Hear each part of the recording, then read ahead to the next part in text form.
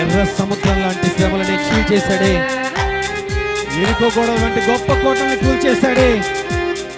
ఈ దినమున అటువంటి శబ్దాన్ని నీవు చేసినట్లయితే, ఎరికో గోడలు కూల్చగలిగినటువంటి స్తుతితో నీవు నింపబడినట్లయితే, కూల్చడానికి శక్తిని దేవుడు నీకే దయచేస్తున్నాడు. నీవు స్తుతిస్తుండగానే బంధకాలు తెస్తాడు. పౌలు శీల స్తుతించగా భూకంపాన్ని కలిగించిన దేవుడు నీ స్తుతిని బట్టి గొప్ప కార్యం జరిగించుతున్నాడు.